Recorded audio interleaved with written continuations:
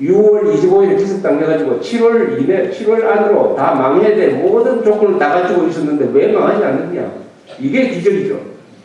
오늘날 대한민국의 이 삶, 거대한 건물, 부유한 농촌, 세계적인 도시, 우리가 누리는 자유, 평균 수명이 미국보다 한 살 더 많고 80세까지 살고 하는 이런 모든 것의 기초는 기적입니다. 기적이 일어난 겁니다. 무슨 기적이 일어났느냐. 1950년 미국 시간으로는 6월 24일이었어요. 당시에 트루만 대통령, 민주당의 트루만 대통령은 휴가를 맞아가지고 자기 고향인 미조리주 인디펜던스라는 작은 도시에 가 있었습니다. 그래서 이 사람이 밤 9시에 잠자리에 들려고 하는데 전화가 걸려왔어요. 딘 애치슨 국무장관이 보고를 했습니다. 무초 미국 대사가 지금 긴급 전문을 보내왔습니다. 공산군이 38도선 전역에 걸쳐서 남침을 했습니다. 이렇게 보고를 했어요. 이 전화를 받은 트루만 대통령이 이렇게 이야기를 했습니다.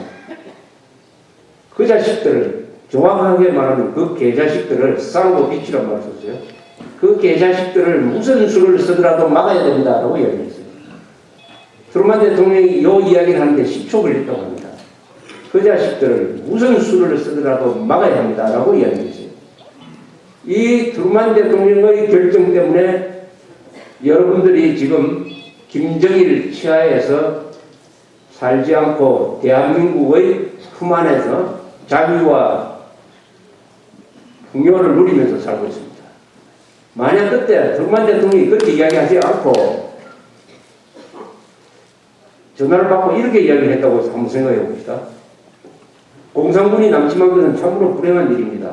그런데 우리 합참은 이미 한국은 지킬 수도 없고 지킬 필요도 없다는 전략적인 판단을 해가지고 주한미국까지 철수한 입장이고 지금 우리가 군비를 다 감축을 해가지고 거기 보낼 군사력이 별로 남아있지 않으니까 신중하게 생각해보고 우방국하고도 협조를 해가지고 한번 신중하게 검토를 해봅시다 라고 전화를 끊어버렸다면 한국은 어떻게 됐습니까? 망하는 거죠. 그런데 트루만 대통령이 왜 그렇게 화를 내면서 결단을 내렸느냐 하는 것은 트루만 대통령이 거기에 대해서 해답을 하고 있어요. 그분 회고록에서 이렇게 이야기했습니다. 2차 세계대전이 왜 났느냐. 히틀러가 요구하는 대로 계속 다 받아주고 하다가 보니까 결국은 전쟁이 나더라. 이 독재자들한테는 반드시 선을 그어야 된다. 이 이상은 절대 양보 못해 해가지고 선을 그어야 된다. 아주 간단합니다.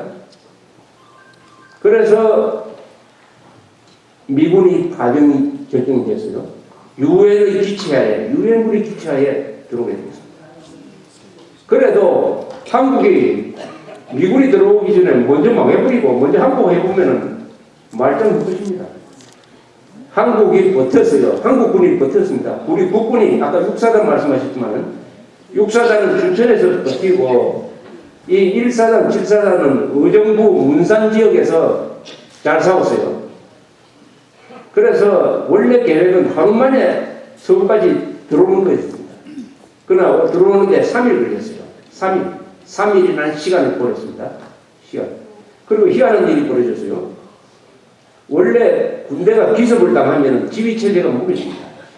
그러다면 다 항복을 하는 게 보통입니다. 항복.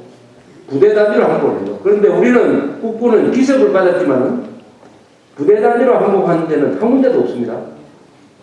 대대, 소대는 말할 것도 없고 중대, 분대까지 항복한 부대가 없어요. 후퇴만 했습니다. 후퇴만. 이것이 우리 국군이 대한민국을 살린 것입니다. 그런데 그 몇 달 뒤에 우리가 인천 상륙작전을 하고 북진을 할 때는 인민군은 어떻게 했느냐 하면 부대 단위로 항복을 했습니다. 왜 이러느냐? 그렇게 잘 싸우던 인민군이 후퇴를 하기 시작하니까 부대 단위로 항복을 했는데 우리는 기습을 받고도 항복을 하지 않고 후퇴만 했다. 그 차이는 어딘지 아십니까?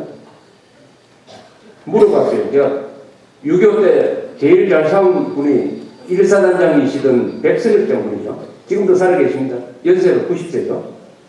백선엽 장군한테 물어보니까 미군이 있었기 때문에 우리는 비록 기습을 받아도 미군이 개입한다는 이야기를 듣고는 우리는 언젠가는 이긴다. 미군이 개입하는데 우리가 질 수 있느냐. 그런 희망이 있었기 때문에 항복하지 않았다라고 이야기했습니다. 두 번째는 뭐냐. 이승만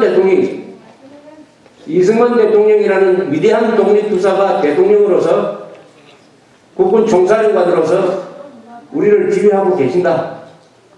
그러니까 지금 좀 참더라도 언제든지 반격할 수 있다. 이런 희망이 있었기 때문에 버텼다. 이렇게 이야기를 했습니다. 인간은 희망이 있어야 용기를 갖게 됩니다. 절망 속에서는 절대로 용기를 가질 수가 없는 것입니다. 희망은 미국이 주고 이승만 대통령이 준 것입니다. 그래서 우리는 천천히 퇴각을 해가지고 드디어 낙동강 전선에서 최후 방어선을 설치했어요. 그때 주로 이 학교 다니던 학생들 중에서 학도병으로 참전을 많이 했습니다. 학도병으로 참전 많이 한 학교는 아주 자랑스러운 학교인데 군산에 있는 군산 북중이라는 학교에서는 한 100명이 참전해가지고 한 80명이 죽었어요. 아마 충청도에도 그런 학교 많을 겁니다. 저 대구 지역에서 경북고등학교라든지 경주고등학교 이쪽에서 많이 참전했어요. 그리고 학생이 아닌 이 소년들이 참전했습니다. 이 소년병 참전자 중에서 전사자가 2,400명입니다. 나이가 14살에서 18살. M1 소총을 집어지면 자기 키보다 더 컸던 그 소년들이 아버지한테 속이고 참전한다면 누가 아버지가 소년 보고 군대 가라고 그랬어요. 아버지한테는 딴 데 간다 해놓고 참전을 했습니다. 그래서 2,400명이 죽었어요. 이런 나라도 대한민국 외에는 없습니다. 이스라엘 정도가 있겠죠. 이스라엘에. 이런 희생이 있었기 때문에 우리가 나라를 지켜낼 수가 있었는데 이것을 우리만 알고 있으면 안 된다 이거죠. 이것을 여러분들의 자녀들, 손자, 조카, 진료들한테 다 이야기를 해야 됩니다. 이야기를 해야 이런 대한민국이 공짜로 만들어진 것이 아니다. 누가 만들어서 그냥 내려준 것이 아니다. 하나하나 길, 돌 하나, 풀 한 포기, 나무 한 포기 이게 다 공짜로 이루어진 것이 아니다 하는 것을 가르쳐 주어야 대한민국에 감사할 것이고 미국에 감사할 것이고 그리고 김일성, 김정일에 분노할 것이고 북한 동포를 반드시 해방시켜서 자유민으로 만들어야 되겠다는 그런 정의감이 생기지 않겠습니까? 그런 마음이 생기면 효도도 합니다. 또 공부도 더 열심히 하고 직장에 나가서도 열심히 일을 하게 돼 있어요. 고마워하는 마음, 미국에 대해서 고마워하고 이승만에 대해서 고마워하고 기성세대에 대해서 고마워하는 마음, 그게 애국심 아니겠습니까? 그렇죠.